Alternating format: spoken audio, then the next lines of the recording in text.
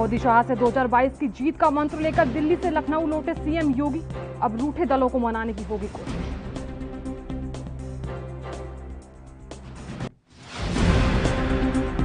G7 के 3 सत्रों में होगा पीएम मोदी का संबोधन। आज और कल समिट में लेंगे हिस्सा। कोरोना समेत 3 मुद्दों पर पीएम देंगे भाषण।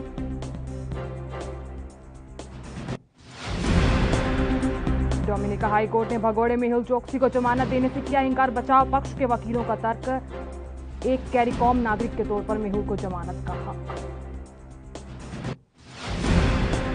और उत्तराखंड में भारी बारिश का अलर्ट हुआ जारी। नैनीताल, चंपावत, पिथौरागढ़ के प्रभावित होने की आशंका।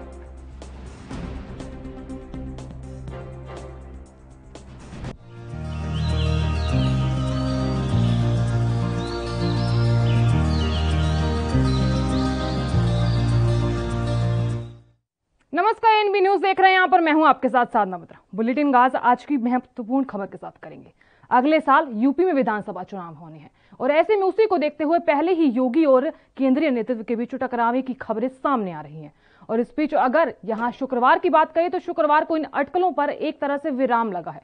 यूपी के मुख्यमंत्री योगी आदित्यनाथ ने प्रधानमंत्री नरेंद्र मोदी से मुलाकात की। इस मुलाकात के राजनीतिक मायने हैं और दिल्ली से सीएम योगी अपने साथ में यूपी की जीत के प्लान का ब्लूप्रिंट लिए लखनऊ पहुंचे। 2 दिनों तक दिल्ली में देश के दिग्गज नेताओं के साथ मुलाकात के बाद सीएम योगी आदित्यनाथ लखनऊ अपने आवास पहुंचे। आपको यह भी बता दें कि सीएम आवास पर अधिकारियों के साथ पहुंचने का सिलसिला शुरू हो गया है। तो यहां रीता बहुगुणा जोशी भी मुख्यमंत्री आवास पर पहुंची।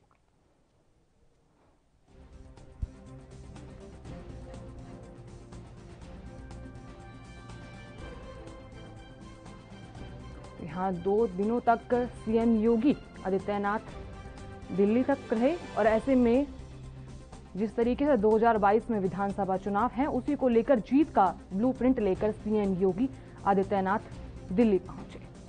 और फिलहाल कल की बात करें तो कल भी वो दिल्ली थे और पीएम नरेंद्र मोदी से उन्होंने मुलाकात की। और आगे क्या कुछ रणनीति थी, क्या कुछ चर्चाएं की जानी थी, उन अहम मुद्दों पर चर्चा की गई। फिलहाल बीजेपी के सामने कई चुनौतियां खड़ी हैं क्योंकि 2022 में विधानसभा चुनाव है। ऐसे में सामने मुश्किलें खड़ी हैं तो ऐसी खड़ी हैं कि रूठे दलों को अब मनाया जाएगा। तो यहां कल दिल्ली से लौटने के बाद सीएम योगी आदित्यनाथ अपने आवास लखनऊ पहुंचे।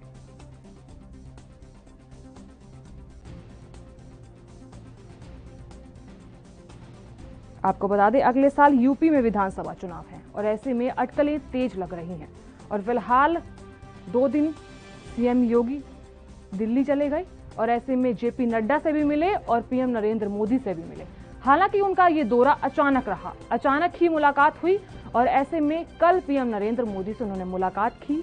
आगे विधानसभा चुनाव होने हैं उसको लेकर भी अटकलें तेज दिखाई दे रही हैं क्योंकि जिस तरीके से रूठे दल रूसे हुए हैं उसी तरीके से उनको मनाने की कोशिश पूरी तरीके से की जा रही है। आपको बता दें अगले साल यूपी में विधानसभा चुनाव होने हैं और उससे पहले योगी और केंद्रीय नेतृत्व के बीच में टकरावे की खबर सामने आने लगी थी। लेकिन इस बीच अगर शुक्रवार की बात करें यानी कि कल, तो इन अटकलों पर एक तरह से विराम लगा है।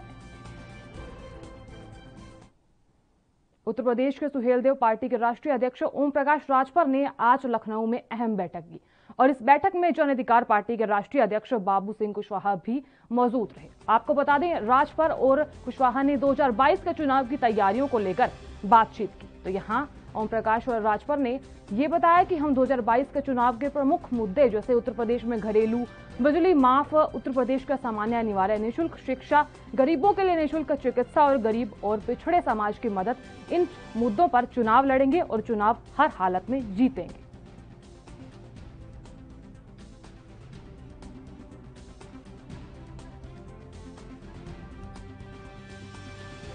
अभी भागीदारी संकल्प मोर्चा की बैठक के लिए हम लोग ज्यों आए तब तक आपका विभाग आ गया और तब से लेके अब तक हम यहीं आपके सामने हैं। तो अभी हम लोग जा रहे हैं बैठक करने तुरंत, क्योंकि विलम्ब हो गया आप लोगों से बात करने में। तो हम लोगों की साफ साफ बात है, हमारे भागीदारी संकल्प मोर्चा जिसकी जितनी संख्या बारी उसकी उतनी हिस्सेदारी। पहली बात, हम उत्तर प्रदेश में घरेलू बिजली का बिल माफ़ करना चाहते हैं सरकार बनाकर। हम उत्तर प्रदेश में समान, अनिवार्य और निःशुल्क शिक्षा लागू करना चाहते हैं। हम उत्तर प्रदेश में सामाजिक न्याय समिति की रिपोर्ट लागू करना चाहते हैं। हम उत्तर प्रदेश में गरीबों के इलाज के लिए फ्री इलाज की व्यवस्था कर देना चाहते हैं। आज उत्तर प्रदेश में अस्पतालों में बेड की व्यवस्था, वेंटिलेटर की व्यवस्था, ऑक्सीजन की व्यवस्था, इसको हम सरकार बनाने पर इसको प्राथमिकता से हम करेंगे। उधर बंगाल में बीजेपी को बृहस्पतिवार को बड़ा झटका लगा। किसी समय ममता बनर्जी का खास रहे और बाद में बीजेपी में आए मुकुल रॉय ने फिर दीदी का दामन थाम लिया है। आपको बता दें, घर वापसी के बाद उन्होंने चर्चा की तो यहाँ बीजेपी में उन्होंने कहा कि अब मैं नहीं रहेंगे। तो यहाँ दादा ने टीएमसी में वापसी के बाद उनकी विचारधारा को लेकर पत्रकारों द्वारा पूछे गए सवाल के जवाब में यह बात कही। रॉय ने कहा कि सभी जाने पहचाने चेहरों को एक बार फिर से देखकर बीजेपी से बाहर निकलकर अच्छा लगता है। उन्होंने ये भी कहा कि ऐसे में दीदी के साथ कोई मतभेद नहीं था, वो देश की ही नेता हैं और ऐसे में तृणमूल कांग्रेस के प्रमुख और बंगाल की मुख्यमंत्री ममता बनर्जी ने मुकुल रॉय की घर वापसी पर उनका स्वागत किया।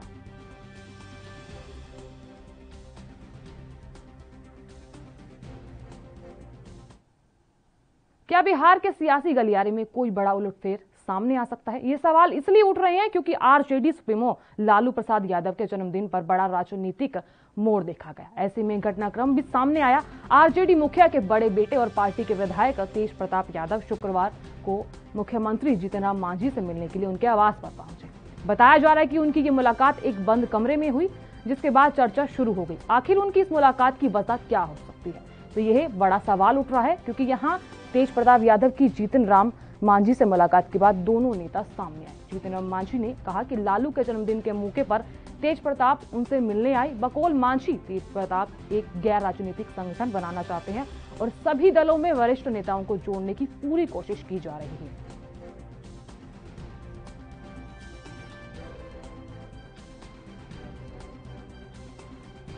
अभी दूरभाष पर भी उनको हमने जन्मदिन की बधाइयाँ दी, स्वस्थ हों इसकी कामना किया।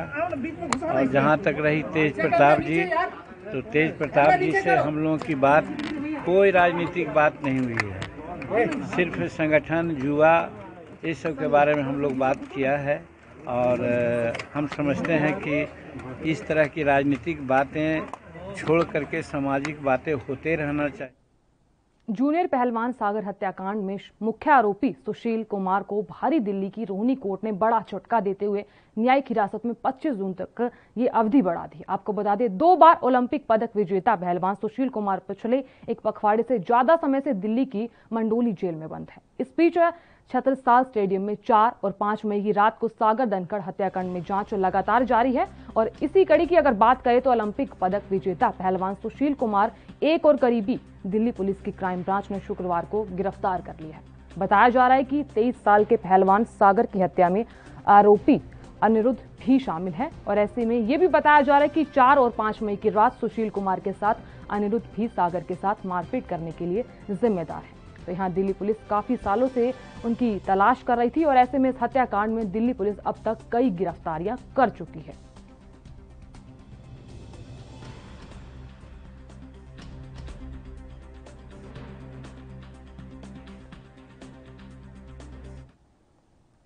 वहीं यूपी की बात करें तो यहाँ यूपी के मथुरा में प्रदेश के जल शक्ति मंत्री महेंद्र सिंह यहाँ मथुरा पहुंचे और ऐसे में जहां उन्होंने बांके बिहारी के मंदिर में पूजा अर्चना की और ऐसे में बाढ़ से बचाव कार्यों का स्थलीय निरीक्षण भी किया। आपको बता दें, मंत्री जी के देवराहा बाबा घाट पहुंचकर यमुना में आने वाली बाढ़ से किए गए बचाव कार्यों पर संतोष व्यक्त किया। उनसे जब अवैध कब्जों के बारे में पूछा गया तो उन्होंने कहा कि वृंदावन मथुरा संपूर्ण जनपद के विकास के लिए मुख्यमंत्री जी संकल्पित हैं। किसी भूमि पर अवैध कब्जे नहीं होने दिए जाएंगे।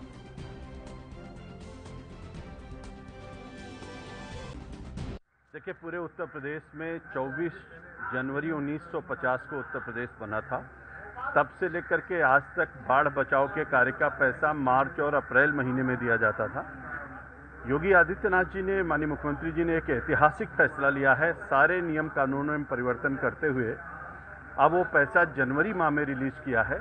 पहले जब मार्च और अप्रैल में पैसा रिलीज होता था, मई में टेंडर होता था और जून में बरसात आ जाती थी, कोई काम नहीं हो पाता था। लेकिन अब जनवरी में पैसा रिलीज होने के कारण से अभी मैं यहाँ पर भी काम देखा हूँ और इसके पहले वहाँ जो मंदिर के बगल में घाट बन रहा, वहाँ कटान हो रही थी, उसको भी देख करके आ रहा हूँ। लगभग सारे काम वहाँ के कटान के पूरे हैं। पिछली बार भी जो काम हुआ था वो आप देख रहे होंगे कि बाबा देवराव बाबा के बगल में जो हमारे इस पर बने। प्रधानमंत्री नरेंद्र मोदी आज डिजिटल माध्यम से G7 शिखर सम्मेलन को संबोधित करेंगे। आपको ये बता दें कि प्रधानमंत्री मोदी 12 और 13 जून को G7 के शिखर सम्मेलन के संपर्क में डिजिटल माध्यम से भाग लेंगे। पिछले मंत्रालय ने पिछले महीने कहा था कि मोदी देश में कोरोना वायरस महामारी की मौजूदा स्थिति के मद्देनजर G7 के शिखर सम्मेलन में भाग लेने के लिए ब्रिटेन नहीं जाएंगे, लेकिन यहाँ G7 समूह में Britain, Canada, France, Germany, Italy, Japan और अमेरिका शामिल है। G7 के अध्यक्ष के नाते अगर बात करें तो ब्रिटेन ने भारत, ऑस्ट्रेलिया, दक्षिण कोरिया, दक्षिण अफ्रीका को शिखर सम्मेलन में आमंत्रित किया है। आपको बता दें, प्रधानमंत्री नरेंद्र मोदी आज G7 शिखर सम्मेलन को संबोधित करेंगे और ऐसे में कल भी खबर सामने आई थी और ऐसे में आज आपको ये भी बता दें कि ब्रिटेन के अध्यक्ष में ये सम्मेलन आयोजित होने वाला है।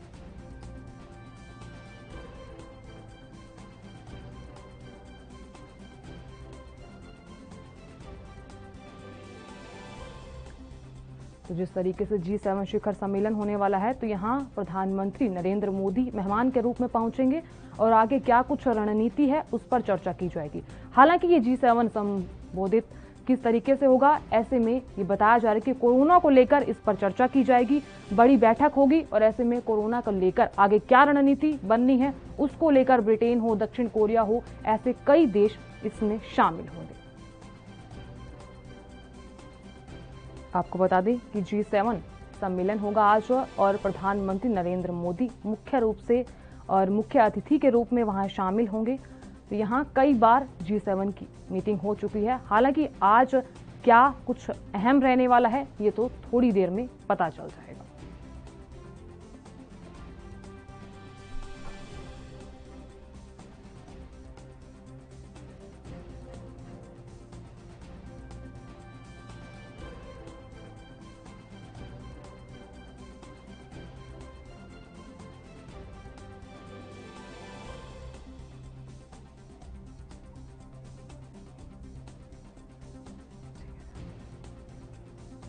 जिस तरीके से प्रधानमंत्री नरेंद्र मोदी आज G7 सम्मेलन में पहुंचेंगे और बताया जा रहा है कि कई देश इसमें मौजूद होंगे, दक्षिण कोरिया हो, ब्रिटेन हो, ऐसे में कार्निवल के माध्यम से ये सम्मेलन होगा और इसमें कई देश मौजूद होंगे। आगे क्या कुछ रणनीति है, कई देश मिलकर कुछ महत्वपूर्ण बातों पर चर्चा भी करेंगे। आगे क्या कुछ रहने वाला है, आगे अगले साल तक क्या कुछ रणनीति बनाई जानी चाहिए, क्या कुछ महत्वपूर्ण बातें होनी चाहिए, इसको लेकर भी आज चर्चा की जा सकती है। जिस तरीके से कोरोना के मामले बढ़ रहे थे उसी को देखते हुए आज इस अध्यक्ष में बातचीत होगी। तपती गर्मी से परेशान दिल्ली NCR की बात करें तो यहां लोगों के लिए बड़ी राहत मिली है। मानसून राजधानी में 15 जून तक दस्तक दे सकता है, जो इसके तय समय से 12 दिन पहले है। मौसम विभाग के मुताबिक अगर बात करें तो पहले वर्ष 2008 में भी दिल्ली में मानसून की दस्तक 15 जून को दर्ज की गई थी और इस बार मानसून की बात करें तो यहाँ 27 जून को दस्तक दे सकता है और ऐसे में जिस तरीके से बारिश हो रही है लोगों को काफी ज्यादा राहत मिली है। तपती गर्मी से लोगों को राहत मिली है और फिलहाल अगर दिल्ली की बात करें तो 15 जून तक मानसून दस्तक दे देगा। बताया जा रहा है कि अन्य राज्यों में भी बारिश हो रही है और ऐसे में लोगों को काफी ज्यादा राहत मिली है।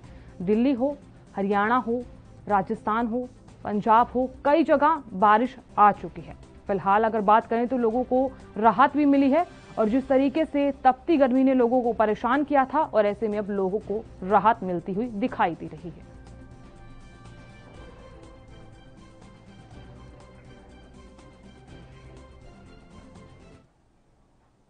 उधर यूपी के प्रयागराज से मेरठ के लिए बनाया जा रहा गंगा एक्सप्रेसवे रायबरेली से निकल रहा है। तो यहां किसानों ने एक्सप्रेसवे के लिए किए जा रहे जमीन अधिग्रहण का विरोध जिलाधिकारी कार्यालय के बाहर किया। आपको बता दें, साथ ही जिला मजिस्ट्रेट को अपनी मांगों से संबंधित ज्ञापन भी सौंपा गया। यहां किसानों का आरोप है कि यहां इहार में रेल कोच कारखाना है और वो विकसित क्षेत्र है, लेकिन सामान्य दरों पर जमीन खरीद का मूल्य दिया जा रहा है।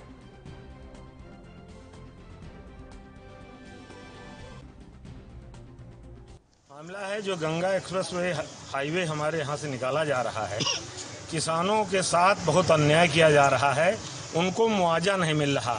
NH 232 से सटे हुए जो प्लाट हैं उनका मुआवजा सामान्य भूमि की दर से दिया जा रहा है, जबकि रायबरेली से लेकर लालगंज तक कहीं पर आप जमीन इस समय खरीदिए तो 11,000 प्रति वर्ग मीटर की आपको स्टाम्प शुल्क देना पड़ेगा। और ये जिला प्रशासन जिसके अध्यक्ष हमारे जिलाधिकारी महोदय हैं, इनकी चौखट पर आज आए हैं कि इनसे दरख्वास्त करने कि हुजूर हमको न्याय मिलना चाहिए, जो हमारा रेट है वो उचित हमको मिलना चाहिए।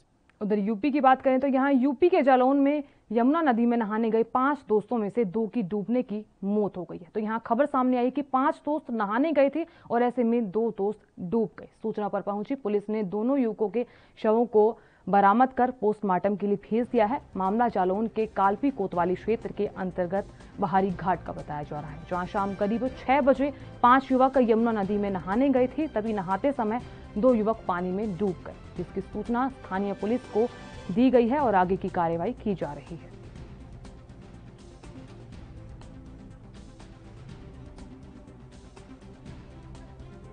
ये 5 लड़के थे, करीब 6 बजे की घटना है। ये बिहारी घाट है, वहाँ पुल के पास, कालपी पुल के पास कानपुर वाले लोग थे।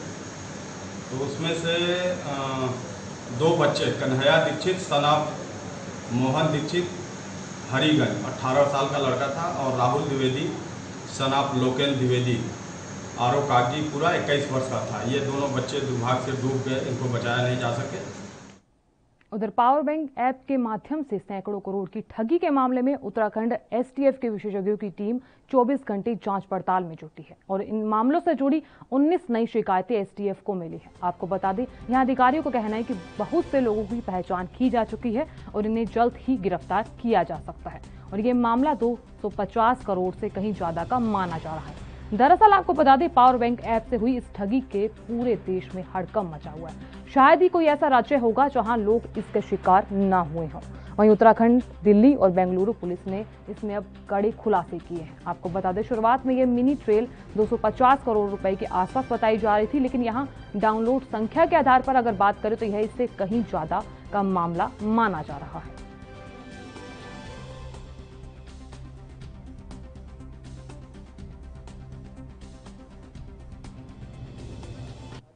कुछ दिन पूर्व उत्तराखंड पुलिस की एसटीएफ ने एक बहुत इम्पोर्टेंट साइबर क्राइम का रैकेट पकड़ा था और उसमें उस दिन हम लोगों ने 3 एफआईआर दर्ज करी थी और एक अरेस्ट भी किया था। उसी के क्रम में उन एफआईआर्स में जो फर्दर इन्वेस्टिगेशन हुआ है और उसके अलावा जो और कुछ कंप्लेनेंट्स इसी फ्रॉड से जुड़े हुए कुछ और कंप्लेनेंट्स जो हमारे सामने आए हैं, उनके बारे में आपको थोड़ी जानकारी देना चाहूँगा। जो हमने पहले एफआईआर्स दर्ज की थी उसमें अभी हमारे पास 5 और अक्यूज के नाम उन इन्वेस्टिगेशंस में आए हैं। वो जो पहले हमने 3 एफआईआर्स की थी उनमें एक हांगकांग का नेशनल भी है जियाओ चेन और एक चाइनीज़ नेशनल है लिनचिन। तो इनके बारे में भी जानकारी की जा रही है। इनके बारे में ब्लू कॉर्नर नोटिस भेजा जा रहा है सेंट्रल एजेंसीज के माध्यम से, ताकि इनको पूछताछ के लिए हिंदुस्तान लाया जा सके। और आज हमने इसी स्कैम के अंतर्गत 4 और एफआईआर दर्ज की हैं। उधर मुंबई की बात करें तो यहाँ मुंबई के अंधेरी स्टेशन की पटरियों पर खतरनाक स्टंट करने वाले युवकों को रेलवे पुलिस ने गिरफ्तार कर लिया है। तो यहाँ स्टंट का बताया जा रहा है कि वीडियो सोशल मीडिया पर खूब वायरल हो रहा है और ऐसे में आप ये वीडियो साफ तौर पर देख भी सकते हैं, जहां वायरल होने के बाद रेलवे पुलिस हरकत में आई है। गिरफ्तार किए गए स्टंटबाज का नाम अरमान शेख है। उसे घाटकोपर इलाके से गिरफ्तार किया गया है और ऐसे में स्टंट का वीडियो सोशल मीडिया पर खूब वायरल हो रहा है। बताया जा रहा है कि सोशल मीडिया पर वायरल हुई वीडियो में आरोपी युवक हल्की रोशनी में एक गन के साथ रेलवे ट्रैक के बेहद ही करीब बैठा है और उसके पीछे से ट्रेन गुजर रही है। जबकि दूसरे वीडियो में अगर बात करें तो गन को अपनी कनपट्टी पर लगाकर आप साफ तौर पर देख भी सकते हैं कि खुद को शूटर करने का अभिनय करते हुए पटरी के बीचों बीच लेट जाता है। तो यहाँ जिस तरीके से वीडियो के वायरल होने के बाद रेलवे पुलिस ने जांच में पाया कि वीडियो अंधेरी स्टेशन की पटरियों पर बनाया गया है।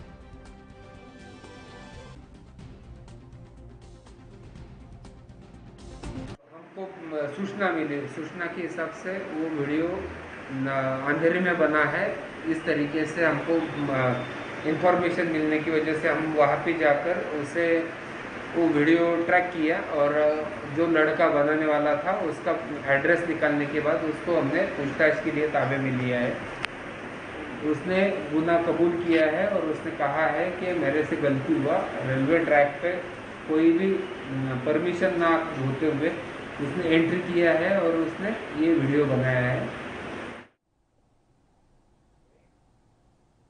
और यहाँ लेंगे एक छोटा सा ब्रेक। बने रहिए हमारे साथ और देखते रहिए ANB न्यूज़।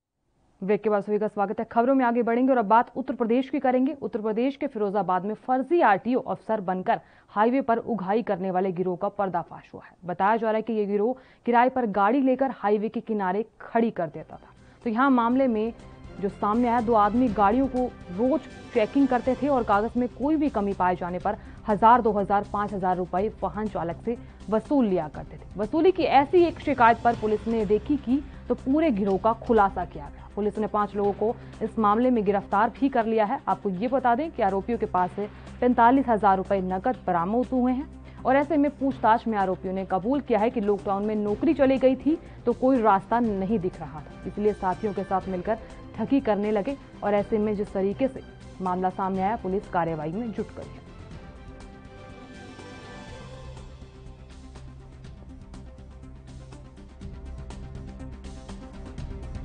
कोरोना काल चल रहा है, पब्लिक परेशान है, सबके काम धंधे बंद हैं, सब तंगी के दौर से गुजर रहे हैं। ये आपके जो 3 व्यक्ति हैं, सुमित शर्मा, शैलेंद्र यादव, अभय और बीटू, इन्होंने नया तरीका निकाला। पुलिस बन के पब्लिक को रोकते थे कि आप हेलमेट नहीं लगाए हो, आप मास्क नहीं लगाए हो, तलाशी लो इसकी। तलाशी लेते थे, किसी से 20,000, किसी से 12,000, किसी से 4,000, किसी से 5,000, जो मिलता था ले लेते तलाशी के नाम पे और डांट के भगा देते थे। तो पब्लिक डर के मारे चली जाती थी। ये शक हुआ, मुझे ये शक हुआ कि ये कोई गैंग कर रहा है और पुलिस की बदनामी हो रही थी कि पुलिस के नाम पे हो रहा है। तो इसमें हमारे टोडला पुलिस और सर्विलांस से दोनों को लगाया।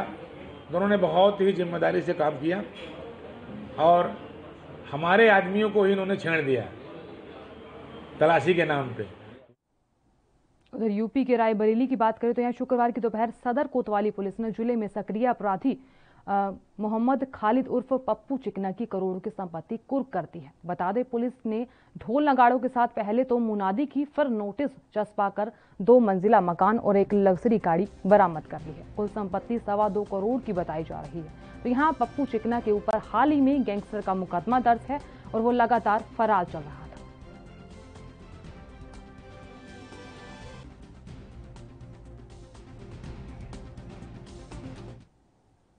फिलहाल हरियाणा की बात करें तो यहाँ हरियाणा में मेवात जिले के पिनगवा कस्बे से पापड़ा गांव को जाने वाली रास्ते पर दिन दहाड़े हनीफ को उसके मकान के सामने से गाड़ी में सवार होकर आए 4 बदमाशों ने फिल्मी स्टाइल में हथियार के बल पर जबरन अपहरण को अंजाम दिया है। बताया जा रहा है कि हनीफ को अपहरण करने के बाद मारपीट करते हुए दिल्ली ले जाया गया। वहां से एक मकान में बंद भी कर दिया गया। बदमाशों ने इसी दौरान हनीफ से 20 लाख रुपए की फिरौती मांगी, लेकिन उसने 20 लाख रुपए देने से साफ इनकार कर दिया। इस दौरान बदमाशों ने 41,000 नकदी के अलावा मोबाइल भी छीन लिया गया और यहाँ मामले में बताया जा रहा है कि हनीफ कमरे में बंद था तो उसी दौरान 2 बदमाश खाना लेने के लिए मार्केट चले गए। इसी का फायदा उठाकर हनीफ बदमाशों के चंगुल से छूटकर भाग गया। साइड से एक किया गाड़ी आई, उनमें से 3 बंदे उतरे हैं। 2 ने मेरे कोड़ी भर के नहीं हथियार के बूटे पर नुकनी मुझे गाड़ी में डाल लिया और मेरी आँखन के पट्टी बांध दी। आँखन के पट्टी बांध के नहीं और मुझे ले गए, मारते पीटते भी ले गए और फिर वहाँ मुझे कमरा में बंद कर दिया, दिल्ली ले जाके। फिर उनसे मैंने कही कि भैया, उनने मेरे रिवाल्वर लगा दी दिमाग के। फिर उनने मुझसे 20 लाख रुपए की मांग करी है। मैंने कही भैया पैसा तो आज भी ना है। वहाँ ने कही भैया तेरी सुपारी ले चुके हैं हम, तुझे तो मरना तो है ही। मैं भाई मार मोर न तमन मार मोर के मोह घाल करो। फिर उनमें से 4 बंदे हैं, 2 बंदे खाना खा लेने चले गए। 8/6/2021 को पनेंगवा गांव के अंदर हनीफ अपने घर पर बैठा था। उसी समय कोई एक कार के अंदर 4 लोग आए और उसका घर से ही अपहरण करके बंदूक के बल पर ले गए उसको, और उसके बाद दिल्ली में ले जाकर एक कमरे के अंदर बंद कर दिया। तो वो जो हनीफ लड़का था किसी तरह से कमरे से कोई रास्ता निकाल के बीच बचाव करके मतलब वो भाग निकला, और उसके बाद उसने दिल्ली पुलिस को सूचना दी कि मेरे साथ ऐसे ऐसे घटना हुई है, और दिल्ली पुलिस ने हमारे साथ संपर्क किया। संपर्क करने के बाद हमने अपहरण का मुकदमा उनके खिलाफ, चारों के खिलाफ दर्ज कर दिया है और उनकी तलाश जारी है। इसके अलावा उस लड़के से हमने पूछताछ की है तो वो कहता है कि हमारी कोई पुरानी रंजिश हो सकती है, लेकिन हम सच्चाई निकाल रहे हैं। फिलहाल के लिए इतना ही। आप देखते रहिए ANB न्यूज़। नमस्कार।